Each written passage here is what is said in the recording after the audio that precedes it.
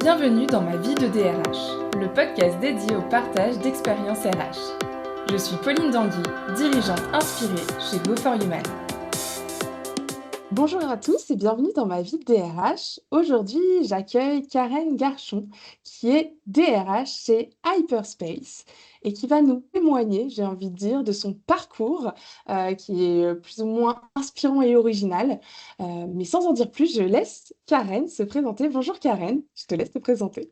Bonjour Pauline.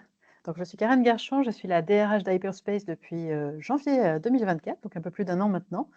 Et juste avant de rejoindre cette start-up, j'avais passé 13 ans dans un grand groupe de l'aérospatiale. Est-ce qu'on peut le nommer, Karen? Bien sûr, Ariane Group. Du coup, tu es passé d'un grand groupe à une start-up et aujourd'hui, tu vas pouvoir nous parler un petit peu de ces 2 mondes que tu as côtoyés et de l'aventure que tu es en train de d'écrire depuis un peu plus d'1 an maintenant chez Hyperspace. Si on commence par le début, ça part de quoi, Karen? Ça part surtout de l'envie de vivre une aventure humaine et entrepreneuriale assez unique, avec une opportunité rare qui est de rejoindre une start-up à un niveau très jeune dans son développement. Et alors, tu es resté combien de temps avant ça, chez Ariane Group? Alors, je suis restée 13 ans chez Ariane Group, où j'ai pu occuper différents postes, dans la fonction RH, des postes de responsable RH plutôt généraliste, des postes également corporate où je me suis occupée de formation et juste avant de rejoindre Hyperspace, j'étais la responsable du recrutement et du HR marketing pour l'ensemble d'Ariane Group en France et en Allemagne. Et alors à ses débuts chez Hyperspace, ça s'est passé comment? Alors ça s'est passé très bien, donc j'avais choisi, j'avais été recrutée, par les nouveaux fondateurs, hein. Hyperspace, c'est une start-up qui a 3 fondateurs, qui ont très tôt eu envie de se doter d'une fonction RH parce que, je pense qu'ils se sont rendus compte de l'importance, des hommes et des femmes de l'entreprise et puis aussi de tout ce qu'il y avait à faire au niveau RH et donc j'ai rejoint l'entreprise, quand ils étaient 28. Ça commence par quoi? À être DRH à 28 dans une, start-up, qui a beaucoup de choses à construire et en même temps qui a beaucoup de potentiel? Ça commence par, surtout bien comprendre, ce qu'est l'entreprise et ce que sont les personnes qui font l'entreprise. Je pense que c'est la clé de tout et c'est généralement aussi, quelque chose, de fondamental dans la fonction RH et donc ça commence par rencontrer, chacune des personnes qui font l'entreprise, donc chacun des salariés, pour comprendre pourquoi ils sont là, qu'est-ce qui les a motivés à rejoindre eux aussi cette aventure, qu'est-ce qui les motive au quotidien et quelle est leur perception de l'entreprise, ses forces, et ce qu'ils veulent développer, en étant dans l'entreprise. Qu'est-ce qui en ressort de tout ça? Et ce qui en ressort dans tout ça, c'est une culture d'entreprise déjà forte, hein, même à 28, à l'époque, avec, d'abord un driver et des leviers de motivation, très homogènes et très unanimes, autour du projet que porte l'entreprise. C'est un petit peu la caractéristique des startups, hein. Il y a un projet qui est très fort, et qui drive tout le monde, mais aussi vraiment, l'importance, hein, du travail en équipe, de l'ambiance et de la façon, finalement, dont on vit, son travail au quotidien. Ça aussi, c'est quelque chose qui est clé, la collaboration, qu'on peut avoir avec les autres et puis l'ambiance de travail aussi. Parce qu'aujourd'hui, clairement, on a, des frontières entre la vie personnelle et la vie professionnelle, qui ont tendance à s'effacer et on a envie d'être aligné entre la vie personnelle et la vie professionnelle et donc finalement d'être dans un environnement qui correspond, à ce qu'on cherche et à ce qu'on aime. Donc c'est quelque chose qui est absolument clé chez Hyperspace et chez les salariés d'Hyperspace, c'est ce souhait, d'avoir un environnement de travail qui leur correspond. Au démarrage, quand tu as été recrutée, c'était quoi les objectifs un peu principaux qui t'ont été donnés par, les 3 dirigeants de la société justement? Alors 1er, grand objectif, c'était vraiment d'accompagner la croissance de l'entreprise. Donc la croissance de l'entreprise qui se profilait, hein, puisque l'entreprise avait été lauréate de plusieurs dispositifs, hein, donc notamment le plan France 2030. Et donc on prévoyait une croissance forte et donc accompagner la croissance, c'est bien sûr, déployer, le recrutement, hein, et staffer les postes dont on avait besoin, mais c'était aussi surtout le faire d'une manière, à ce que le développement de l'entreprise soit harmonieux, et qu'il se passe bien et pour ça donc c'est mettre en place la fonction RH, dans toutes ses dimensions. Quand tu me dis tout ça, je me dis qu'il y a énormément de choses à faire parce que tu pars vraiment d'une feuille blanche. Comment tu gères ça? Parce que là, j'ai l'impression qu'il y a plein de choses qui te sont arrivées d'un peu partout, qu'en plus tu as eu ces échanges avec les collaborateurs, donc tu as eu leurs attentes. Comment tu gères, ce flot d'informations, ces demandes et ces besoins? Alors, étrangement, on n'a pas, tellement de demandes, ou de flux d'informations énormes parce qu'on est dans un secteur, hyperspace, hein. C'est une société, c'est ce qu'on appelle, du new space. Donc on développe un lanceur spatial basé sur une technologie de propulsion innovante, et donc forcément, derrière, il y a une vocation à devenir industriel et donc il y a un produit physique, un système complexe, hein, parce qu'un lanceur, c'est une fusée. C'est quelque chose qui est très technologique et qui, demande beaucoup de compétences, pour son développement. Donc oui, je dirais il y a beaucoup d'informations sur le volet, produit et le volet technique de l'entreprise.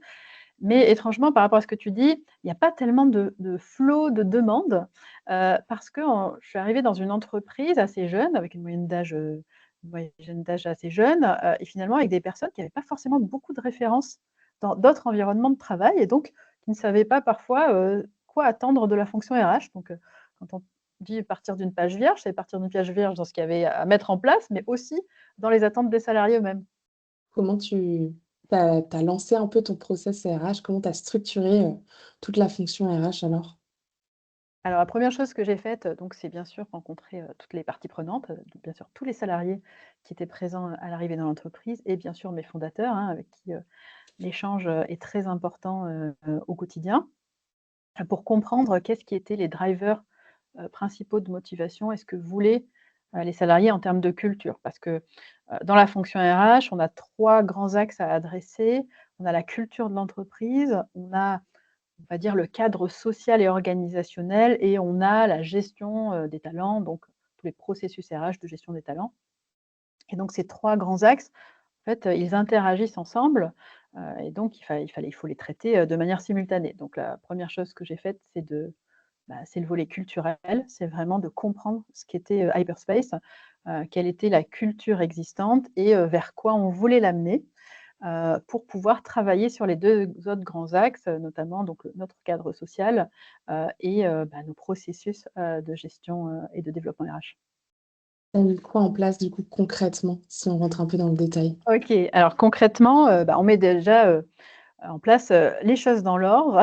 C'est-à-dire que, on va construire, alors dans une société en forte croissance, ça veut dire, recruter beaucoup, staffer. Mais avant d'aller, déployer de grandes opérations de recrutement, il y a plusieurs choses à faire, parce que, finalement, c'est comme pour tout, pour construire, on a besoin de fondations. Donc les fondations, c'est d'abord de définir quel est le cadre social de l'entreprise dans lequel les salariés qui sont en place, actuellement évoluent, mais dans lequel les salariés qui rejoindront l'entreprise évolueront aussi dans le futur. Donc la première chose, qu'on a faite, c'est de déployer, la nouvelle convention de la métallurgie, puisque nous sommes rattachés à la métallurgie et de travailler sur nos niveaux d'emploi pour définir quelle était finalement la structure d'emploi de l'entreprise. Une fois qu'on a fait ça, la seconde chose qu'on a faite et même avant de commencer les grosses opérations de recrutement, ça a été de structurer notre politique de rémunération. C'était très important, qu'on mette en place une politique de rémunération qui soit, à la fois, alignée avec la culture de l'entreprise, donc une culture dans laquelle, par exemple, on est très collectif, et à la fois qui permette, dans le futur, hein, de nous assurer, de l'égalité, dans cette politique de rémunération, de la transparence qu'on pourrait avoir dans le futur et qu'on puisse opérer derrière les opérations de recrutement, de manière, saine, et avec, un positionnement salarial qui soit compris par tous. Et ensuite, pareil, OK, on lance des opérations de recrutement, mais pour recruter, il faut qu'on sache identifier nos besoins et ça veut dire du travail managérial et pour faire du travail managérial, eh bien, il faut des managers et donc comme il nous faut des managers, la première chose qu'on fait, c'est de structurer, et de recruter, l'encadrement managérial et technique pour être sûr que derrière, on fait les bons choix, en termes de staffing. Et tu fais ça toute seule ou aujourd'hui tu as commencé aussi à staffer ton équipe? Alors non, non, alors quand je suis arrivée, j'ai commencé toute seule, hein, l'entreprise était petite et d'ailleurs c'était un sacré défi pour moi. J'arrivais d'une grande structure avec une équipe, avec des processus, avec des experts, corporate en soutien, quand on est dans un groupe. Donc là, je me retrouve, effectivement toute seule aux manettes avec, à la fois, des sujets très opérationnels, très quotidiens, Ne serait-ce que, gérer les congés, voilà, hein, faire des saisies dans des tableaux Excel, les arrêts maladie, tout ce qu'on peut avoir, dans la fonction RH quotidienne, et à la fois avoir, la vision de d'où on amène l'entreprise, donc toujours faire cet aller-retour entre se dire, ce qu'on fait au quotidien, et ce qu'on fera dans le futur, on veut que ce soit, aligné et cohérent. Hem, donc oui, ça change un petit peu quand on bascule, d'un grand groupe à une, petite structure comme ça. On se retrouve, finalement seul et puis, assez naturellement, dans l'évolution de la fonction RH, on retrouve, un moment, on arrive à un seuil où, on commence à développer l'équipe RH et c'est le cas puisque, j'ai Laetitia qui m'a rejoint depuis octobre, et qui travaille avec moi, et donc on a réparti un petit peu les périmètres, dont on s'occupe chacune pour, continuer à développer l'entreprise. Donc, je vais peut-être, parler plus à ceux qui nous écoutent, mais quand j'ai échangé la première fois avec Karen, elle m'a dit: «Bon, si je dois parler d'un sujet qui me tient à cœur, j'aimerais parler d'un système RH qui soit cohérent. C'est important pour moi». Donc forcément, quand tu me parles de ça, Karen, c'est aussi que ça fait écho peut-être à ce que tu as vécu précédemment. Qu'est-ce que c'est pour toi un système RH cohérent? Qu'est-ce que tu mets derrière? Pour moi, un système RH cohérent, c'est de dire qu'en fait, chaque élément, RH, hein, chaque élément qu'on déploie dans nos politiques RH ou, dans notre fonctionnement RH interagit avec un autre, c'est-à-dire a un effet sur un autre ou est impacté, par un autre. Et donc forcément, dès qu'on veut mettre en place quelque chose, développer quelque chose, il faut toujours avoir en tête, les impacts croisés, que peuvent avoir, toutes ces actions ou tous ces processus qu'on met en place, pour être sûr qu'on a un système d'ensemble qui est cohérent, et qui répond vraiment aux besoins de l'entreprise. Comment ça s'illustre au quotidien chez vous? Un exemple concret, de la cohérence, hein, qu'on va chercher dans notre système RH, c'est de dire, il faut qu'aucun élément ne soit décorrélé de l'autre. Donc, un exemple qui peut illustrer assez bien ça, c'est, on a une culture RH, chez Hyperspace qui est très collective. Les gens et les salariés tiennent à ce collectif et à cette collégialité et donc forcément, ça va s'illustrer, dans les politiques RH qu'on va mettre en place par ailleurs. Par exemple, notre politique de rémunération, on a privilégié, des éléments, variables collectifs, plutôt que des éléments variables individuels. Pareil dans les processus RH, le processus de recrutement par exemple, on a un processus qui est très collégial. On donne accès aux salariés à la sélection des CV de manière assez large pour avoir des visions croisées et on a 2 entretiens avec des personnes différentes de manière à pouvoir avoir ce croisement des regards et finalement une évaluation collective des candidats, qui viennent, postuler chez Hyperspace. On parle souvent d'un rapport d'étonnement après quelques mois dans une entreprise.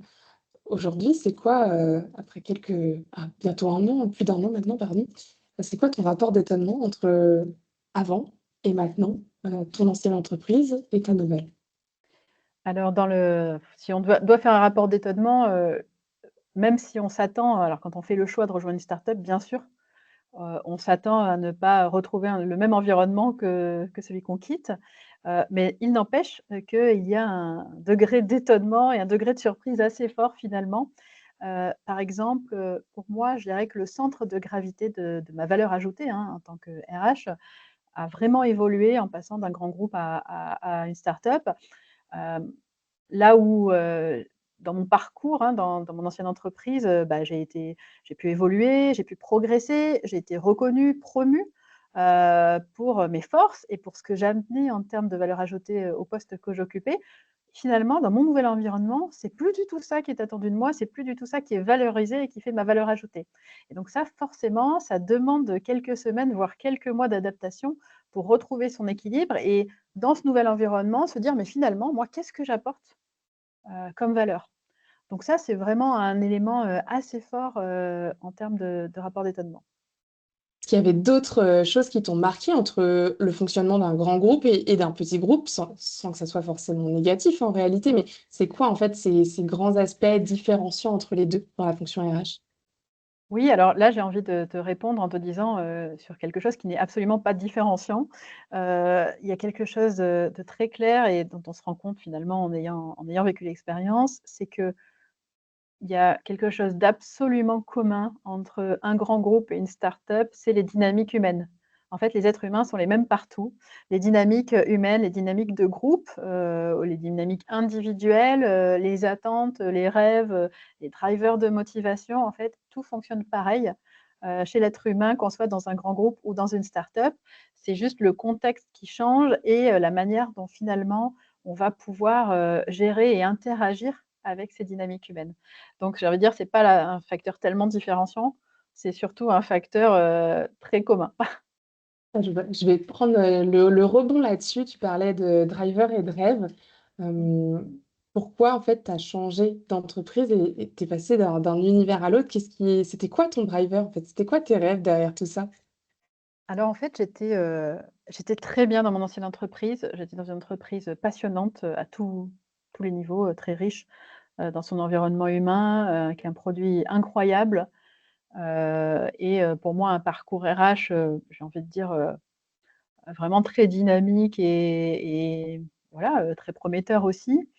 Et en fait là, je pense que j'ai voulu, d'abord, ça a été une opportunité unique. Avoir l'opportunité de rejoindre une start-up, à ce stade de développement, dans le secteur spatial, qui développe un lanceur spatial, je pense que ça ne devrait pas arriver dans les 20 prochaines années donc 1re chose, il y a une vraie question d'opportunité qui s'est présentée à un moment dans une carrière et on va faire un choix. Et puis il y a aussi derrière une vraie aventure, je pense, humaine et entrepreneuriale aussi. Parce que, forcément dans une start-up, on revient à quelque chose, voilà, c'est une entreprise, qui doit se développer, faire sa place, sur un marché, difficile, très concurrentiel, très difficile pour les nouveaux entrants. Et donc il y a un défi énorme derrière à relever.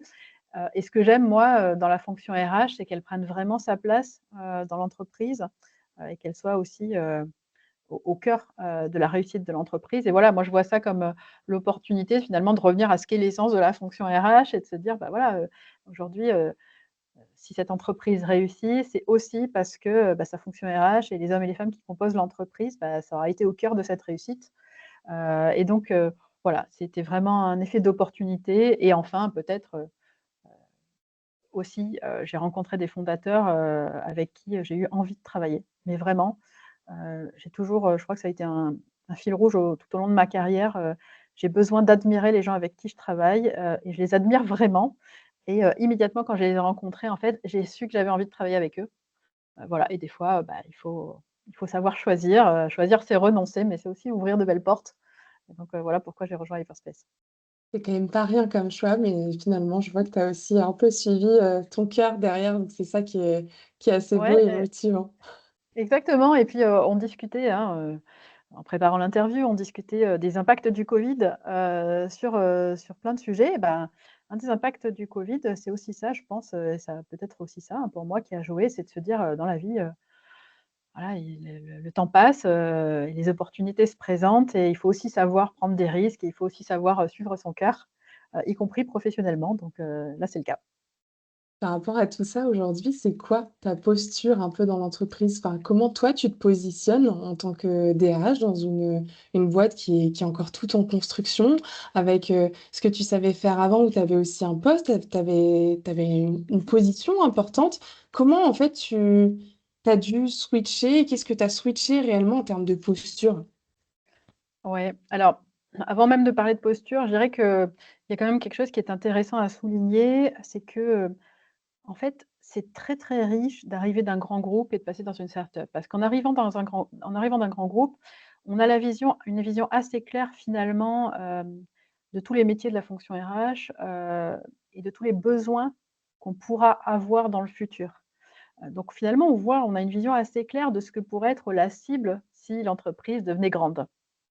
Et donc ça, c'est important parce que ça permet aussi, d'arriver avec une vision assez claire de ce qu'on va avoir à faire et à mettre en place dans l'entreprise, au fur et à mesure de sa croissance.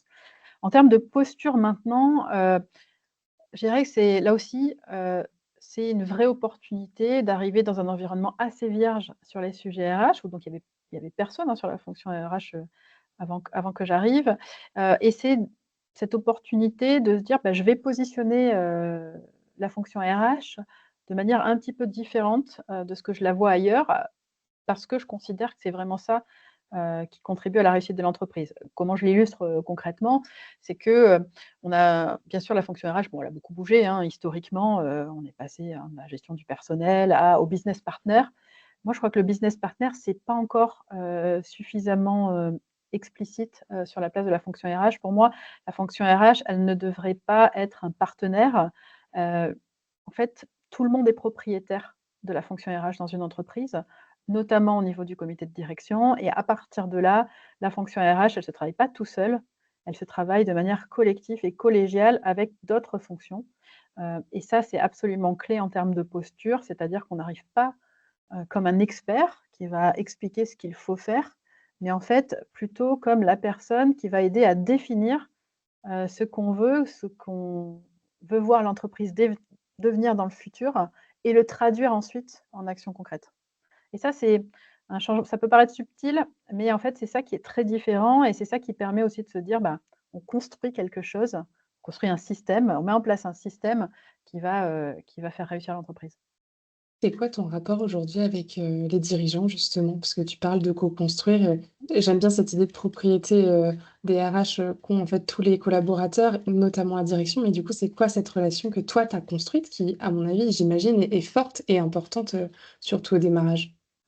Et beh, la relation, elle est vraiment dans cette, comme je te disais, dans cette collégialité, de se dire que chaque sujet RH, en fait, il est discuté, en équipe de direction, mais aussi avec, les managers et aussi avec les salariés, de manière à ce qu'on puisse, vraiment toujours, rester aligné sur ce qui fait le cœur de l'entreprise.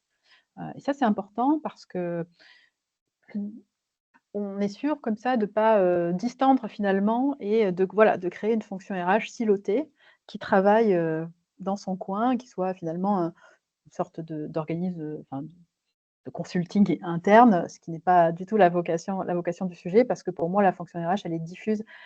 On a souvent parlé du partage de la fonction. Moi j'ai beaucoup connu, j'ai commencé ma carrière dans la grande distribution en tant que manager, donc j'étais pas RH et j'ai connu ce qu'était le partage de la fonction RH, avec le manager. Et en fait, là, c'est la même chose, c'est que en fait, je pousse finalement le concept de partage de la fonction beaucoup plus loin en disant que tout le monde est propriétaire de la fonction RH et qu'en fait, après, on va consolider, on va canaliser, on va construire, sur ce qu'on fait de manière collégiale. J'ai envie d'aller un peu plus loin. Tu me dis si tu es OK, mais j'aimerais qu'on puisse parler de tes grands succès, tes grands peut-être échecs ou en tout cas les difficultés que tu as rencontrées depuis que tu es arrivé. J'imagine qu'il y en a. De toute façon, on parle quand même de résilience, d'agilité, surtout maintenant dans les petites entreprises. Aujourd'hui, c'est quoi, si tu devais me citer, un grand succès et un échec ou en tout cas un moment difficile, qu'est-ce que ça serait? Alors, les grands succès, aujourd'hui, c'est d'avoir, passé la 1re phase de croissance. Donc je suis arrivée, on était 28, aujourd'hui on est 70. C'est d'avoir, réussi cette première phase de croissance, avec une très bonne intégration, de tous les nouveaux arrivants et finalement avec des équipes que je sens, bien sûr sous pression parce qu'on a beaucoup d'intensité, hein, dans le travail qu'on fait, dans le développement qu'on fait. Mais cette première phase d'intégration, et cette première phase de croissance s'est bien passée, et elle s'est bien passée, je pense, parce qu'on a fait tout ce travail préalable de construction à la fois du cadre social, on a recruté des très bons managers, et puis surtout des personnes incroyables. Merci aussi à ce peut-être à cette approche du recrutement, très collégiale, qu'on peut avoir et qui fait que, bah, on grandit de manière harmonieuse. Ça, c'est pour moi, c'est un vrai succès parce que, bah, c'est jamais gagné, hein, de se dire: «On attaque une phase de croissance et est-ce qu'on maîtrisera les choses?» parce que ça va très vite et que ça bouge tout le monde, sur ses bases. Donc je dirais pour moi le grand succès aujourd'hui, c'est ça, c'est de se dire 1 an après, bah, j'ai réussi, on a réussi, à finalement à se développer, bien et harmonieusement. Ça, c'est pour moi, c'est vraiment ce gros succès-là, et puis à titre personnel de me dire: «Bah, finalement j'ai organisé, séquencé, ma petite roadmap RH en 2024 alors que c'était pas évident parce que quand on arrive et qu'on est seul et qu'il faut se replonger dans tous les aspects de la fonction, les politiques, la rémunération, le droit du travail, les voilà, tout ce qui, est autour, des élections professionnelles, voilà, ça demande aussi, hein, beaucoup de travail, beaucoup de travail. Donc oui, je considère que c'est un succès.